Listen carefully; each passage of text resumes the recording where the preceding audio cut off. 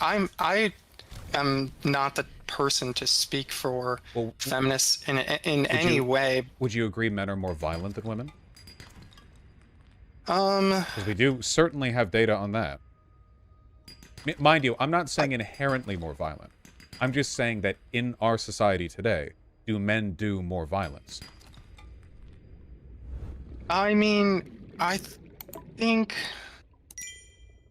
I mean, we what? we do How are you see. qualifying this? I I, guess. I mean, by any metric we chose, it would lean in favor of men, right? Obviously, if we go by stuff like imprisonment or anything like FBI data or whatever, like it goes to men. If we go for studies on like psychiatric analyses of violent impulses or um, biometric studies on the effects testosterone has on violent impulses, you could go a lot of different directions, but men lean in this direction. And I think it's okay to acknowledge that. If we want to solve problems, we have to notice their existence first, right? I don't know that I think it's biologically essential. I think that would be maybe, I, but I think it's it's mostly again, social. I think it's mostly social. Yeah, I would agree that I think part of toxic masculinity is teaching men to respond to emotional or social threats with violence. I think that for sure is proven. Yeah, so you'd agree with me with regards to men being more violent in a social sense.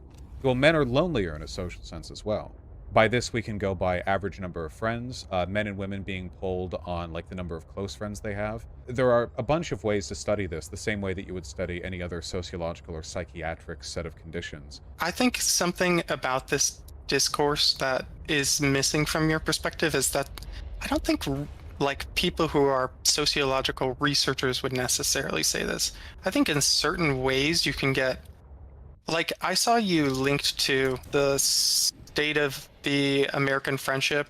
It's like a survey that's put out by the American Survey Center, and there were some things about a close number of friends between men and women. But if you actually go and read the survey and the researchers' opinions, they don't actually think that men are more lonely than women. First of all, the survey was only taken on 2,000 people, and it's extrapolated to beyond 350 million.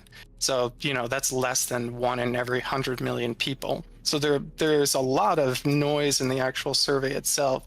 But even beyond that, the way that men and women respond to surveys is actually different.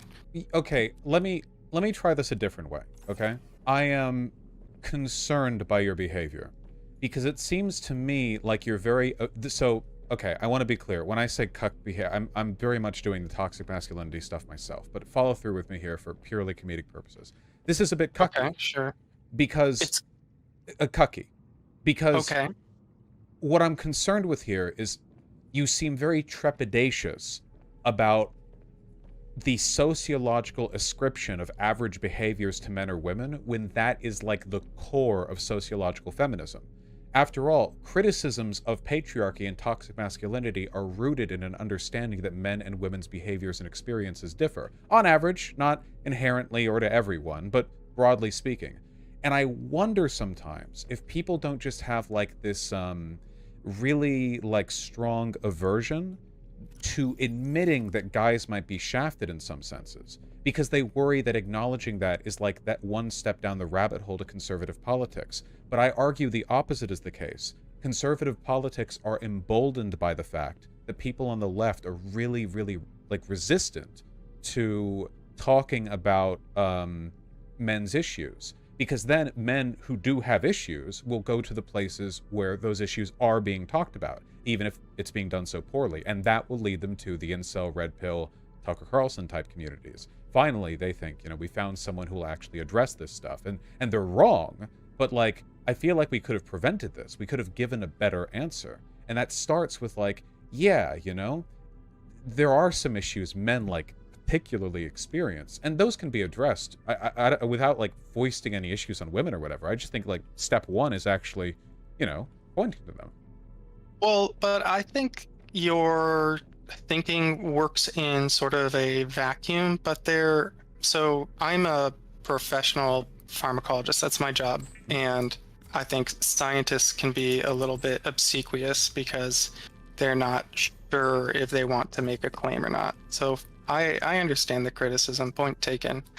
But the incel communities are fundamentally just like the tiniest bit of history. Like incel as a concept and as a word was invented by a female graduate student. She started forums and spaces for people to communicate about the fact that they were involuntarily celibate.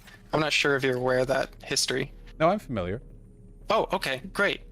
So the problem is that there are a lot of men out there who feel entitled to sex, and they hate women, and they especially hate women who won't have sex with them. Mm-hmm. And that is the bulk of what incel communities are. And those types of people are not really going to be won over by arguments against toxic masculinity. Oh, I strongly disagree, but it's because of the way you phrased it. You're not arguing against toxic masculinity when you talk to these people. You're arguing in favor of ways for them to solve their problems. You never use the term toxic masculinity because that's just a bad term to use when you're directly addressing people's issues. But you can listen to their problems. A lot of young guys just kind of feel like they're never going to be liked at all by women, you know?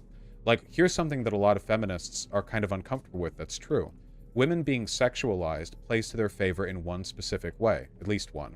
And that's that women generally feel desired. Even if it's in a bad way or by bad people, that sense of desire is something they carry with them. ContraPoints talks about this in her video on men, where she says that, being a trans woman who's been on Tinder as both a man and a woman, while she does get a lot of really shitty messages as a woman that she didn't as a guy she got, like, nothing. And she admits that she would rather get, mixed attention as a woman than none as a man. And this, I don't think anything that I've said invalidates feminist critique or says that women have it easy or anything like that. But we should acknowledge, the opposite side of that issue. Like, a lot of guys in their dating lives, they just feel like invisible, like completely unseen by the people around them. And those experiences, I mean, it's not at all surprising it would lead men to become embittered or negative or, so on. And we should do what we can to improve those experiences. Can I ask something a little pointed, if I may?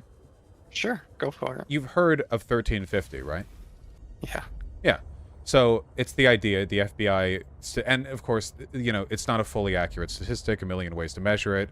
Some people say it's 1352 now, whatever. Black people responsible for violent crimes, la-di-da, And this is often cited by very racist people, usually apropos of nothing. They'll just sort of drop it there, like a shit in a public pool.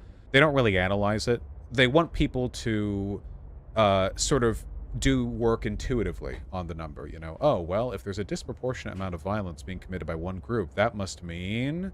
And they hope people will arrive at racist conclusions.